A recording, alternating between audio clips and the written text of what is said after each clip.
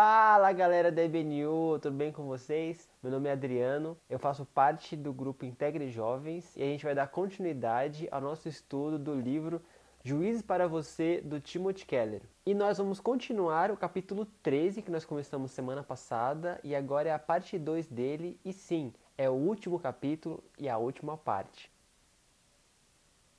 Mas a gente não vai parar por aqui. Mas a gente vai engatar um outro livro, que a gente vai continuar fazendo nossas devocionais, vai entrar gente nova no nosso grupo, ou seja, a gente vai continuar com esse projeto que tem sido tão maravilhoso para as nossas vidas e para a vida de vocês também. E se você não conseguiu acompanhar nossas devocionais ou nem começou ainda a ver os nossos vídeos, a gente vai deixar um card aqui em cima com a playlist de todos os vídeos, então fique tranquilo, tá bem fácil para você acessar e desfrutar de todo esse conteúdo que a gente tem criado aqui no canal. Então, para fazer uma ligação com o que aconteceu na semana passada, nós vimos que houve uma certa confusão ali por causa da morte da concubina e um conflito vem iniciando entre a tribo de Benjamim e o restante dos israelitas. Então a gente vai ver aqui que os israelitas estão unidos como nunca, desde o capítulo 3. E os israelitas enviam homens a Benjamim para que eles entregassem quem são esses estupradores para eles eliminarem esse mal de Israel. Mas não foi o que os benjamitas fizeram. Eles não aceitaram essa posição colocadas a eles, não entregaram quem eram os estupradores e se juntaram, formaram seu exército para lutar contra os israelitas. E em relação a números do exército, há uma certa discrepância, e é lógico, né? Porque a gente está falando de uma tribo e de todas as outras tribos juntas. Então são 26.700 guerreiros de Benjamim, mais as tropas de elite dele, contra 400 mil soldados. E aqui a gente vai ver um dos maiores problemas do relacionamento humano, que é quando a gente coloca o sangue acima de um bem moral. Ou seja, aqueles que são nossos familiares, nossa família, irmãos, pais, enfim. A gente coloca eles acima de qualquer erro que eles possam ter cometidos. E quando a gente faz isso, a gente faz com que o nosso povo seja um ídolo nosso. E é interessante a gente perceber aqui, se a gente voltar um pouquinho na nossa história, a gente vai perceber que a insensibilidade do levita, junto com a atitude imoral daqueles homens de Gibeá, está se transformando em uma guerra civil de grande proporção. E uma outra reflexão legal a ser feita é que no começo de Juízes, quando eles vão tomar posse da terra prometida, eles perguntam para Deus, qual vai ser a primeira tribo que vai atacar? E Deus diz, Judá. E nesse caso, eles vão perguntar para Deus também, qual vai ser a primeira tribo que vai atacar? E Deus diz Judá de novo. Só que eles não estão indo à guerra contra os inimigos, eles estão indo à guerra contra o próprio povo de Israel. Apesar de Israel ser muito superior em números, os benjamitas moram nas colinas, que é bom para a defesa. E nas duas primeiras tentativas de ataque, Israel não foi feliz. Ele sofreu derrota e os benjamitas foram vencedores em cima deles. E após essas batalhas, eles ficaram sentidos, ficaram tristes, ficaram abatidos por terem perdido, eles não imaginavam que isso poderia acontecer. Mas eles perguntaram para Deus quem deveria atacar, ao invés de perguntar, nós devemos atacar o povo de Benjamim? Então, após essas duas derrotas, o povo de Israel chora, jejua, faz sacrifícios e vive como os israelitas deveriam viver com Deus. E novamente eles vão perguntar para Deus, só que dessa vez se deveriam atacar. E Deus diz, vão, pois dessa vez eu vou entregar eles em suas mãos. E aqui vai começar a emboscada que os israelitas vão preparar contra os benjamitas, aquela estratégia de guerra. Eles vão atrair a principal defesa dos benjamitas para fora da fortaleza. E com isso, eles vão abrir espaço para atacar com toda a sua força e Deus dá vitórias a eles. E aqui Israel vai atacar tudo que vem pela frente. Homens, mulheres, animais, com exceção de 600 homens que conseguem sobreviver. E agora um ponto legal para a gente parar e prestar atenção é, eles queriam justiça pela concubina morta, mas foi uma concubina morta. E será que isso que eles estão fazendo é justiça ou genocídio? E isso é amargura pura que se transformou em vingança e eles tomaram essa atitude impensada de quase acabar com uma tribo de Israel. Mas assim, o único jeito de acabar com essa amargura é liberar o perdão. Mas com o perdão a gente tem que entender como ele funciona. A primeira pergunta que eu queria fazer é, o que é perdão? O perdão é uma atitude de não guardar mágoa da pessoa e nem desejar mal nenhum a ela. Ele é concedido antes de ser sentido. O perdão está muito mais associado a uma ação, a decisão de perdoar, do que um sentimento. O segundo ponto é como o perdão é possível. Ele só é possível quando a gente reconhece a dívida que nós temos com Deus. Dessa forma, a gente coloca em perspectiva a dívida que alguém tem com a gente. Quem sou eu para não perdoar se eu sou um grande pecador?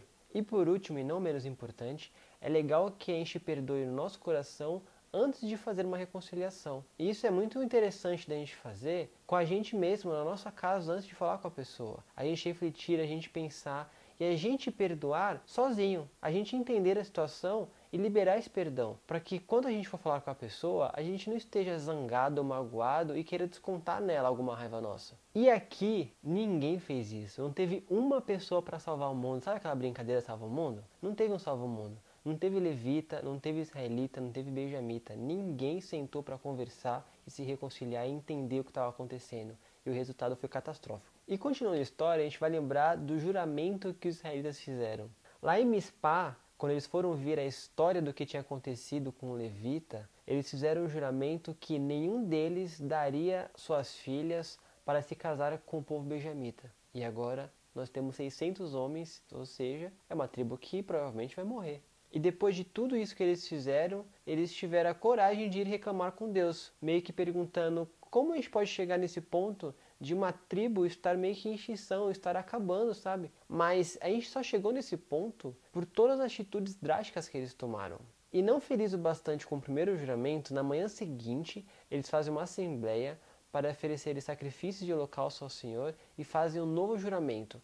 Todo aquele que não aparecer nessa assembleia será morto. E depois eles perceberam que a tribo de Jabes de Gileade não compareceu à assembleia. Para manter o seu juramento de pé, os israelitas enviaram um pequeno exército para Jabes, mataram todos os homens e todas as mulheres que já tiveram uma relação íntima com algum homem e sobraram 400 virgens que eles dariam para os homens de Benjamim. Só que essas 400 virgens não eram o suficiente para todos os homens. E para resolver esse pequeno probleminha dessa falta de mulheres ainda que estava acontecendo, eles tiveram uma outra ideia. Todo ano era realizada a festa do Senhor. Então eles chegaram aos benjamitas e falaram, fiquem escondidos nas vinhas, e quando as mulheres de Siló forem dançar, vocês vão e raptam essas mulheres para vocês. E como essas mulheres tinham sido raptadas, roubadas e não dadas, os pais delas não poderiam falar nada, porque eles não estariam quebrando o juramento. E o resultado daquela assembleia feita lá no começo, para fazer justiça à concubina morta, foi a matança de quase todo o povo de Benjamim, além do rapto de mulheres de 2 cidades israelitas. E o narrador deixa claro mais uma vez que aquele povo não tinha um rei dado por Deus, porque cada um fazia o que achava certo. Eles agiam de forma inversa. Eles não consultavam a Deus antes de fazer alguma coisa. Eles faziam algo, eles agiam e depois eles iam consultar a Deus para resolver aquele problema. Ou senão, eles iam indagar a Deus por que aquilo estava acontecendo na vida deles. E aqui nós veremos um grande problema cometido por aquele povo, que é tentar aplicar soluções humanas a um problema que é espiritual. E nesses capítulos nós veremos como sociedades, como os povos não centrados em Deus funcionam. Eles adoram algo que não é Deus verdadeiro, eles decidem por suas próprias forças e convicções, perguntam a Deus por que as coisas nunca melhoram e depois argumentam se ele existe mesmo, por que ele não se importa muito com as pessoas? Uma das coisas que o livro de Juízes mostra é que, embora nós sejamos o problema, nós não podemos ser nossa própria solução.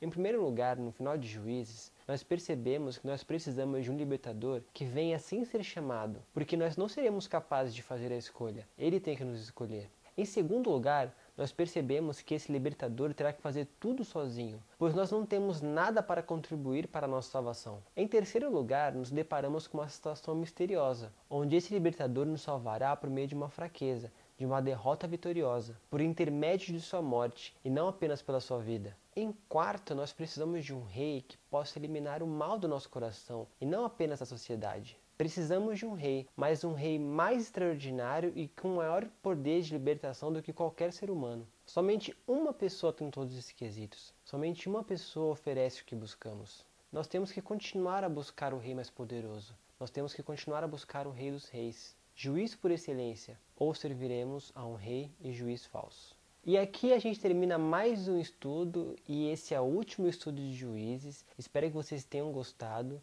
E eu queria colocar 2 reflexões para a gente fazer essa semana.